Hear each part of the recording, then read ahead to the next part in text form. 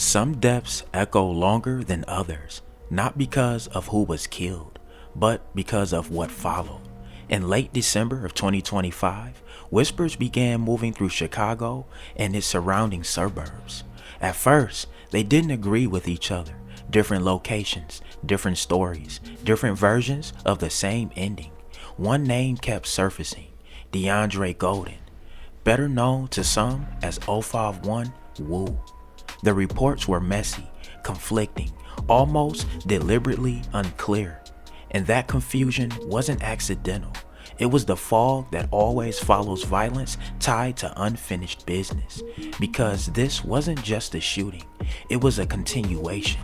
And to understand why it mattered, you have to go back 6 years earlier to another crowded room and another brother who never made it out alive. In September of 2019, Chicago was already familiar with his name, Yarmel Williams. Most people didn't call him that.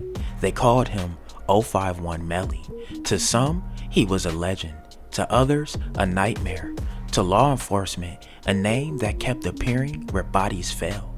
But on the night he died, none of that mattered. It was supposed to be a house party, loud, packed, chaotic, in the way Chicago nights often are. Music echoing off the walls, phones raised, faces lit by screens. And then, without warning, the room exploded into panic. Shots rang out in close quarters. No warning, no argument heard. Just gunfire tearing through the air while people scrambled for exits that suddenly felt miles away. Someone was streaming live, and the moment violence entered the room, it entered the internet forever. Melly was hit multiple times. By the time he reached the hospital, the outcome was already sealed. 27 years old, gone. But death didn't close the chapter. It opened something else.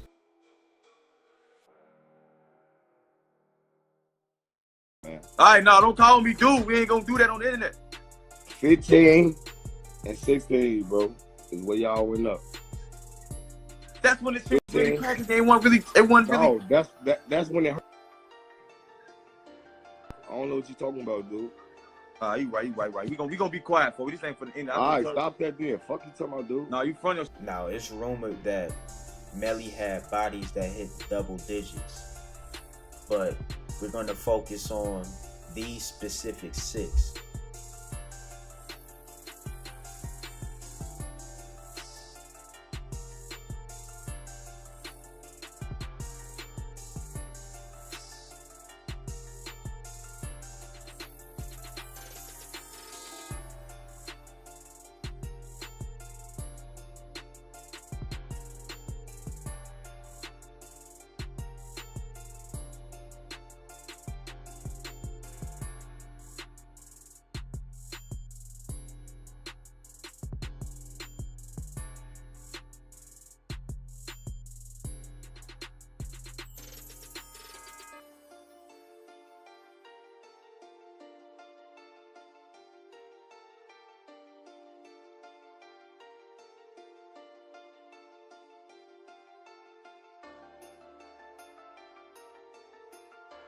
Born Yarmel Williams, his journey began amidst the concrete labyrinth of Southside Chicago's Calumet buildings and Randolph Towers. It was here that he embodied the legacy of the Black Disciples, aka the BDs. With 6217 South Calumet Ave serving as their crucible. Relocating to 59th and Calumet, he crossed paths with the formidable 600, forming a destiny intertwined with the streets. He will move to 59th and Calumet with his mother Angie, his brother Wu, and his sister Kenji. The Black Disciples, often abbreviated as the BDs, is a large street gang based in Chicago, Illinois, which received significant news coverage after the murder of one of their own members, an 11-year-old named Robert Sandiford, aka Yummy.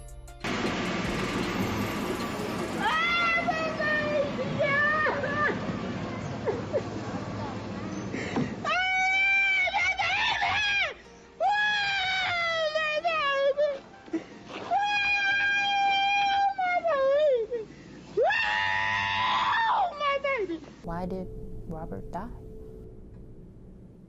By means of not my control. And was it your life versus his life? Absolutely. You thought it was that simple as either you do this or you die. And that's how it always boils down. It's not like any wiggle room when you live in that lifestyle. So you're saying you had no other choice? Yes, that's what I'm saying. You like, when you found out that he was killed, right? What did you think? I mean, it shocked me. He shouldn't have got killed like that. I mean, he didn't have to die the way he was killed, but that's the life you live. That's what happened.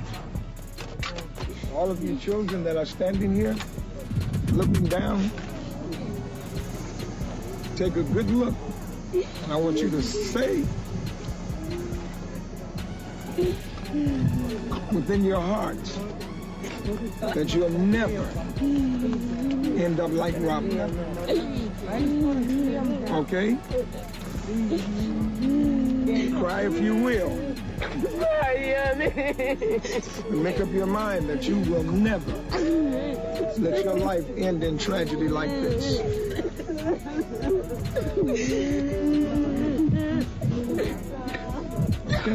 In 1966, in order to help increase recruitment and counteract threats from other gangs, David Barksdale created the Black Disciples Nation, which helped boost recruitment numbers into the thousands. In 1969, Larry Hoover, the leader of the rival gang Gangsta Disciples, better known as the GDs, agreed to a merger with Barksdale to create a unified gang called the Black Gangsta Disciples Nation. Soon after the alliance was formed, Larry Hoover and a member were charged and convicted for the murder of another member and received 150 to 200 years in prison. With Larry in prison, Barksdale was fully in charge of the gang. Barksdale later died due to kidney complications at the age of 27 on September 2nd, 1974. Now right now, we at the site where King David Barksdale got shot with M14 rifles by some black pea stones. This is a Maxwell Polish, but it used to be the bar that him and Larry Hoover used to frequent back in the day, and they used to hang out. So this is where the assassination attempt was placed on his life. He later died in the hospital because of kidney failure. So long live King David, man. And it's a fun fact, not a fun fact, a fact about King David. They say he never actually carried a gun. They say he was really good with his hands.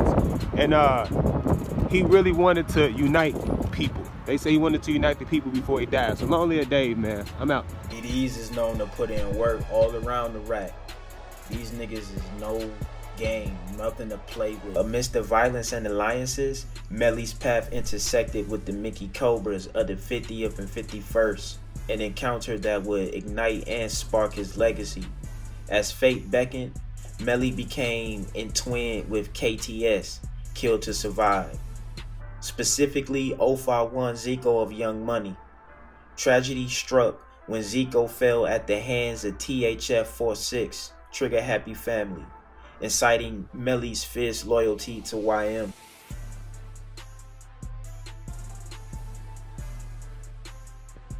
I'm gonna have me a decent little threesome night with my 40. And my man. But she be tripping a lot, you know. She be upset. Like she don't be having that much playtime sometimes. I got you, baby. You know the 9 just be f***ing everybody up around the city. It's robbing everybody. Yeah, I got a cool out on you, baby. I got a cool out on you. What, 33 friends? You got 33 friends. She just got 28. That's cool, though. Debate raged over Melly's true alliance, whether to MC or YM. In a world where identity shapes destiny, he defined classification, embracing his role as a renegade black disciple, while steadfastly repping YM. This showcases versatility, planting the seeds for a legend yet to come. Say it again, he what? One of the most reckless BDs out here. But I'm BDK. But he BDK. Hold on. Don't go nowhere. That's my right hand. Tower shit. Hold on. No. Right across street from the little bro. Reckless BD shit. Nigga, we BDK. Dude right here. That's the right. Hey, free my pops though, man. Dude right here. Free Fido, man. Free my pops. Dude right there though. That's the reckless. These niggas right here, Twin Towers, and you want some, come get some, nigga. YM. We gonna put them together like a Lego. That's what we do, and free ooh-ah. He gonna put you together like a Lego. On phone them, we gonna do it dirty. Fellas. Hell no. You ain't even GD. Melly's connection spanned a tapestry of alliances, from his grandmother and biological father, Yamur Williams, to his ties with Mubu Korkmaz and the legendary NLMB No Limit G Slim. The streets flowed through his veins, leading him to his uncle's refuge and his step-pops, the notorious OG BD Jerome Golden, aka Frito, and now Melly's step-pops is now serving life in prison without parole. OG BD Jerome, aka Frito, is now serving life for armed robbery and 4 murders. This nigga really was stepping on shit, so it's no wonder that Melly followed in his footsteps. Steeped in this world, Melly formed bonds with known steppers like 051 KD, the TYMB twins Courtney and Cortez, TYMB Big Dre, and TYMB Face. Yet, it wasn't just his associates that carved his path. It was his calculated audacity and unwavering resolve. Hey, Melly, man, half y'all was the mama's boys, man. Y'all drive y'all mama's car in 7th and 8th grade, bro. We forced y'all in this shit, bro. We the reason why y'all got y'all name right now. You know that. You say y'all the reason why we got us a name? And y'all the reason why y'all got a name. Y'all got a name. It go both ways. No, it go both ways. If we can get back to that. I don't even give a damn. You want to start this on? It's gonna go both ways. We've been to it's never been no killing without killing. We gonna keep it real though. We've been into it y'all since 07, bro. You damn right, but it's never been no killing without killing though. We ain't gonna. I'm saying what year somebody died from our block? You said what year? For sure. You go get killed in 08. I'm gonna keep it fun. Then somebody died in 10, right? Never heard of him. What? 10. It ain't having back to back. Then somebody died at 10 right there. Then you get shot then? I got shot in 11. All right, well, you got shot, right? Yeah. You got shot and then and somebody checked, right? All right, we ain't gonna be. I got shot for sure. All right, look, we ain't gonna be doing it on the internet. That ain't for the internet. We ain't gonna do that. Dude. A crucible of pain transformed Melly into a relentless force. Aki's faithful act, slaying YM Zico at a McDonald's parking lot, ignited a feud between YM and THF, with Melly emerging as the harbinger of vengeance. YM exacted retribution for Zico's demise, setting the stage for the escalating violence that would define Melly's journey. As the body count climbed, vengeance filled Melly's every step. When 600 M-Thing claimed 051T streets, Melly and 051 Kiddo responded by silencing 600 Shack on the unforgiving streets of Calumet Ave. His defiance knew no bounds. He sought confrontation even on his old turf, a quality that set him apart. Boy, back right now. Boy, you ain't getting that. I'm letting you know it. You know how I play out here. You don't come with that money, shawty. You come up in there missing. You talking, you don't know who I am? You don't know who I am? I know my daddy. You scared of the dark? No. I'm one of them type of guys that be in the dark waiting for you when you gotta go pee at night. And I just get you, and you don't never come back to your parents again. You hear me? Then your TT ain't gonna be able to save you. Your daddy, he gonna be crying somewhere like, man, she don't got nothing to do with me. Just take it. Respect and loss molded Melly's destiny, as evidenced by his transformation into @Fats_Big Brother on Twitter, a tribute to fallen comrades.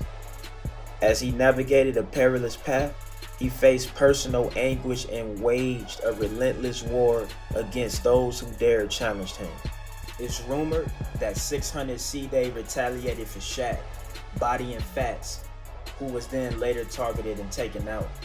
I took 2 shots, he killed people. You already know, man. We upstairs, man. We gotta need energy because we upstairs. You know how folks, right? We killing people, man. I ain't had no rest since I've been out. We been drilling hard. Yeah, watch the. Body after body, They kept sliding back tit for tat. 051 Young Money was on a bodying spree, sliding back every time the ops upped the score. But the next person that will fall in this war was 600 LA Capone.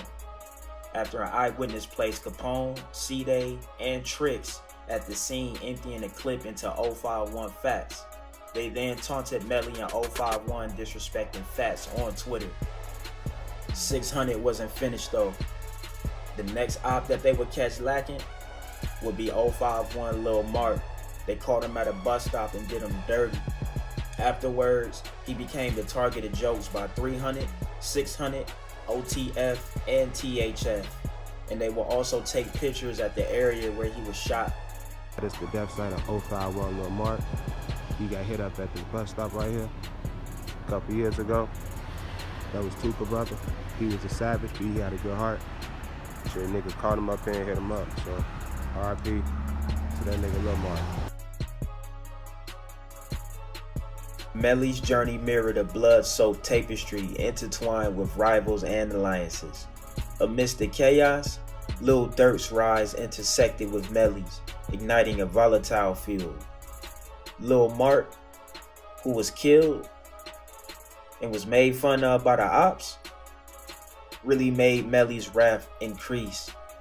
His vendetta drove him to end the life of OTF Chino, Durk's manager, sparking a cycle of vengeance that knew no bound. When you get older, half your friends gonna be dead or in jail. You ain't never believe them, cause you had no worries then. Like life really be real. When your parents used to tell you, like, when you don't lie to me, I'm 10 steps ahead of you. I've been through that before. I've been the kid before. That shit be real. I know a lot of motherfuckers wish they ever would listen to their teachers or their mamas too. Motherfuckers fucked up. You talking about fuck your teachers? A lot of people fucked up with a stayed in school. They ain't got no hustle. They broke out here. They was in jail. They was dead. The streets don't really love nobody at all. Life really real. OTF Chino, who was also Lil Durk's manager, was targeted and murdered in the 8400 block of South Stony Island Avenue. He was sitting in his car when 051 Melly walked up on him and emptied clips into him, killing him and leaving him in his car. Shortly after the murder of OTF Chino, you could see 051 Young Melly making fun of him. The same with Mubu Crump. All my shit, bro. Chicken on pita in there, bro. Fresh from Nation. What? Nation, and Hyde Park. Well, you don't even need all this shit on your cousin riding around all day, bro. Just let me get this shit, bro. Man, come on, a piece of it. There's only a piece left, bro. Just let me get this. Bro, they took a piece of it. Alright, I got you, bro. I just got to get your money back, your curve and everything, bro. So you a whole ass nigga. You bring up your little gracious thing when you need your shit. Some motherfuckers remember what you did. Just let me a piece. Yeah, Chino Burger. That's what they said. Get the fuck out of here. No, my son just said Chino Burger.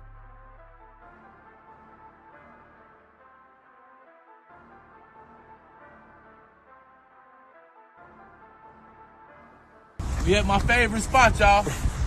I just ordered my food.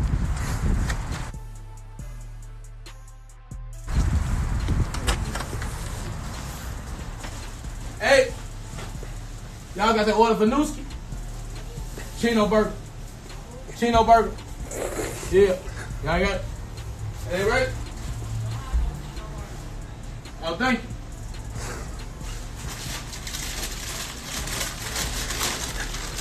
Oh, Bill. What's up? Y'all with that OTFK shit? Oh, man. Hey, this motherfucker bogus as hell, man. Y'all, this shit ain't done, man. Y'all done put this shit back on the grill, man. This shit disgusting, man. Get this shit together, man. For real, this shit bogus as hell, man. Straight up, man. That shit nasty as hell.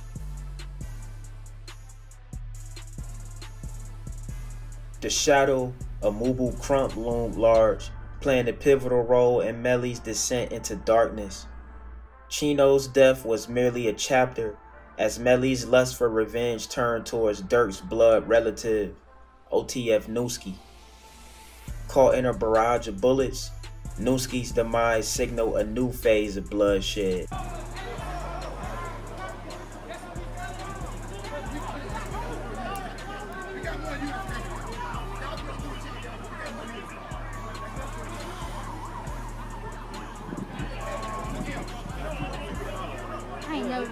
That's the only way. That's the only way. Right.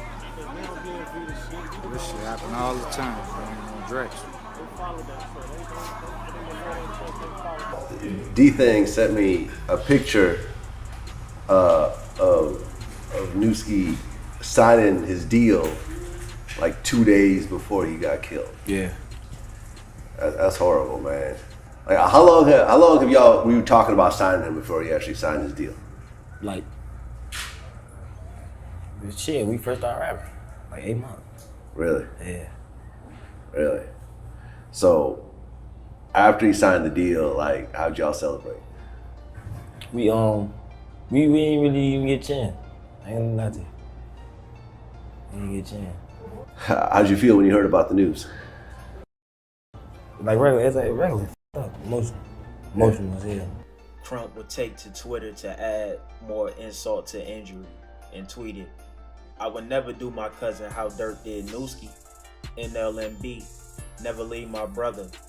They would have had to kill me and my cousin, especially if he getting whacked for my rap shit. But hey, what do I know? OTFK dropping real soon." Then Crump would follow up with this tweet. 051 Young Melly took to Twitter and attacked Durk as well, saying, "Durk steady talking about Nunu was up next. Same as LA Capone too. They got Savage turned down like Lil Rob." Melly also took to Twitter and posted smoking Newski. Durk had enough of it and threatened Melly in the song, and Melly reacted to it. Talking about, they crazy. They say it's what up, it ain't killed after him. It ain't no fun. Those people crazy, ain't they? Remember earlier when there was a little bit of confusion with who Melly was aligned with? Well, due to the fact that he was taking out a lot of BDs, a lot of people just assumed that he was a GD, but that wasn't the case. Melly was out here really stepping on shit, and he was not a stranger to the law.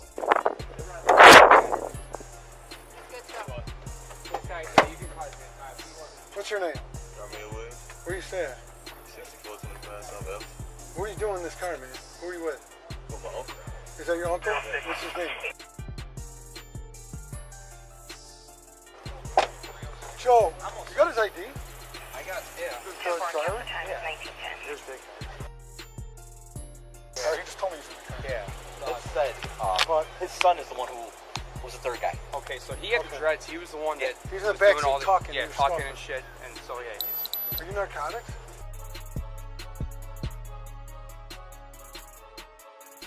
It's also rumored that Durk put a $150K bounty on the head of Melly, so that it can be assumed that that's the reason why THF Raheem pulled up on Melly, Ario, and Arrow in the 6000 block of South Wentworth Avenue, shooting Melly in the head and foot, shooting Ario in the shoulder, and grazing Arrow in his leg. But Melly would live. All three men would live. But this will push Melly deeper to go kill. It'll make him want to catch another body.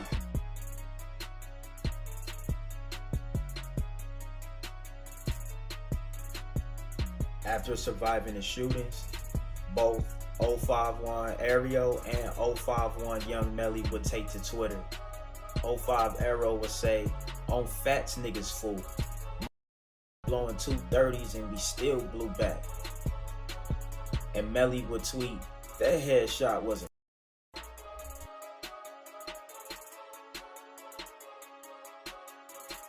Melly and Arrow slid back on THF Raheem and caught him. And unfortunately, THF Raheem was the next body. And Arrow even talked about this on the Zach TV interview. I got two brothers and they know it. Arrow, check it out. What's up, what's up? My big brother Arrow, my big brother Melly. Y'all know we blood, nigga. We blood. Zach and all this shit, they finna see all the shout out to Zach one time. Shout out to Zach TV, man. My nigga. All the time, free roam? It's your money, man. Them niggas tell you different on the camera, man. They be lying, man. We doing this shit, man. Look, catch me. That was a headshot one y'all did, boy. Hey, no, shout out. So, he really straight off that headshot, nigga. Y'all know it, nigga. The thing that gets even trickier about this THF Raheem hit is that THF Raheem was actually a blood cousin to FBG Duck, but in the same token, FBG Duck rocked with 051 Young Melly and the whole IM. So this put Duck in a rock between a hard place. Duck's own reckoning with Melly cast a long shadow, and Raheem's fall further escalated the turmoil. Melly's survival defied all odds, his invincibility becoming legendary as he slid back against TFH Raheem. Yet, the circle of vendetta expanded, revealing the intricate web of alliances that governed Chirac Street.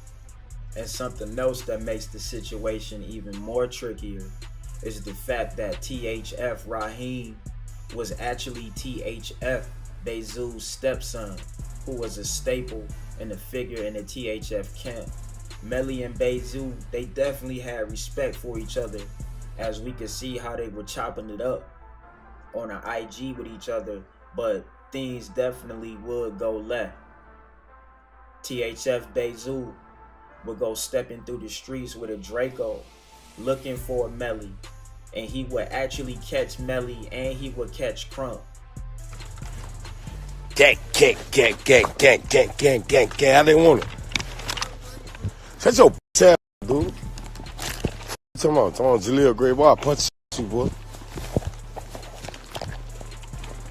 Bezu would definitely catch both Crump and Melly, letting off multiple shots, hitting Melly several times in the arm and chest, and unfortunately ending Crump's life.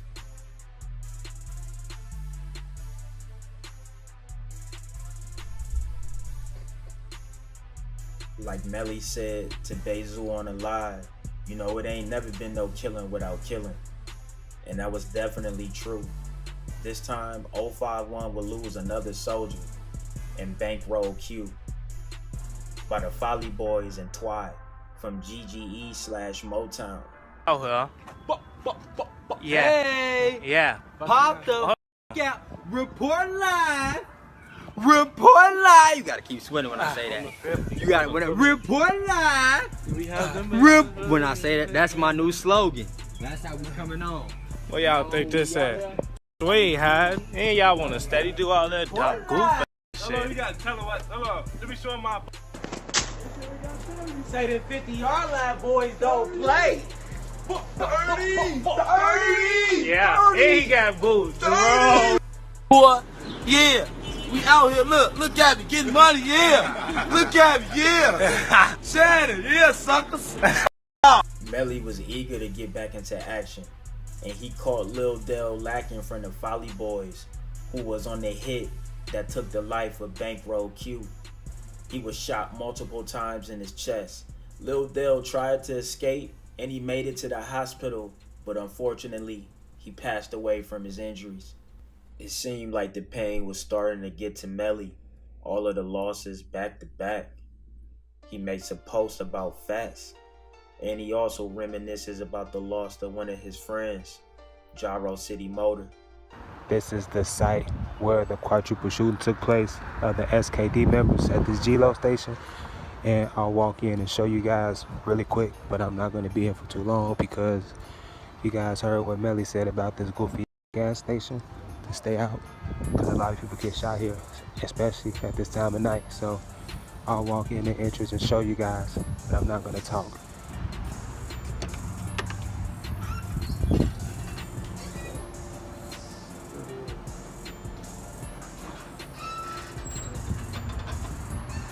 So look, that was the gas station.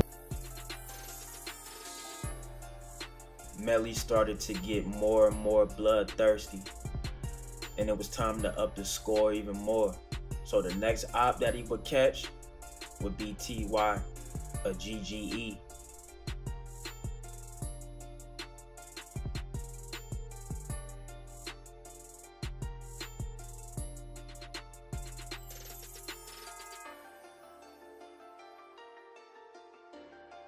That dude TY, like I said, he was a rapper. Tyrone Marshall, he was actually killed August 19th, 2018.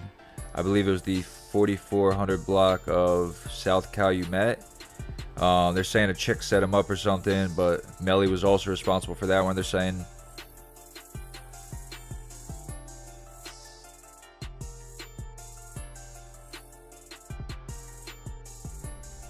A man was fatally shot Sunday afternoon in the Brownsville neighborhood on the south side. Tyrone Marshall, 19, was leaning against a parked vehicle and talking to a friend when another vehicle pulled up and someone inside fired shots at 2:27 p.m. in the 4000 block of South Calumet Avenue. Chicago police and the Cook County Medical Examiner's Office said Marshall was shot in the head and was taken to the University of Chicago Medical Center, where he died, authorities said. Authorities initially reported that Marshall was 20 years old.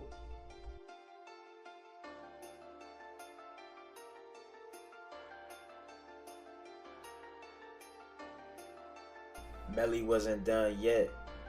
Now, there was a supposed rumor that he was responsible for the death of Ambery, and this was one of the most gruesome deaths that was recorded in Chicago history. Ambery was found in an alley in a white truck, shot 12 times in the chest. Now, for someone to do something like that, that's more than just, this is an op that I'm trying to take out. To do something like that, that's more personal. It was more invested in that body. But in my opinion, and it's just my opinion, you know, she was shot and killed, found in the alley, whether she was found there or put there, okay? I believe she was shot in the alley, okay? White van sped off, okay? There's rumors that she was backdooring people, okay? She was talking that gang life when these guys died.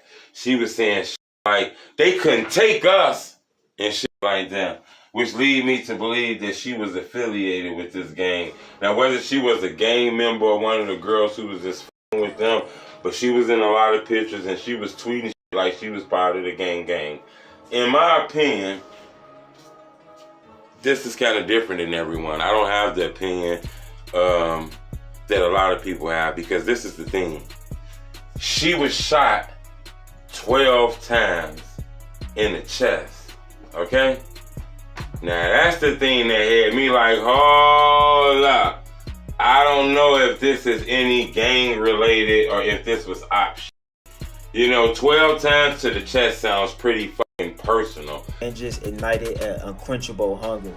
His lethal presence striking terror into the ops and hearts of his foes. With each life claim, he etched his name deeper into the heart of Chirac's history, emerging as the gravedigger.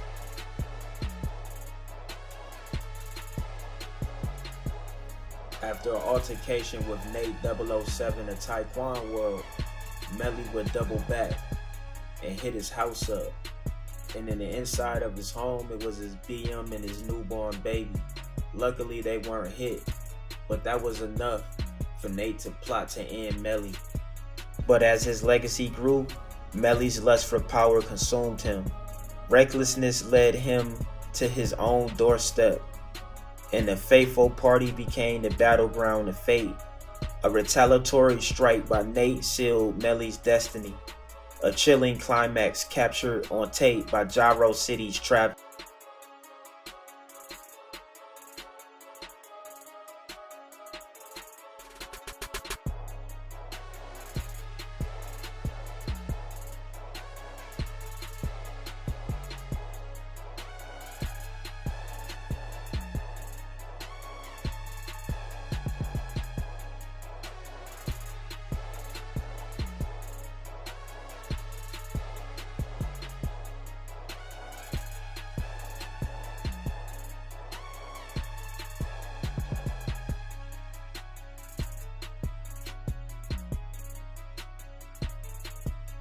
In the aftermath, the legacy of the gravedigger lives on, a chilling testament to the darkness that prowls Chirac's streets. The saga of 051 Young Melly, the deadliest BD to walk the treacherous alleys, endures as a haunting reminder to the cost of power. Rest in power, y'all. Mel Williams. The story didn't end with who pulled the trigger, because on the streets, the question is never just who, it's why. Rumors spread fast, names follow, and one explanation kept resurfacing, quietly at first, then louder.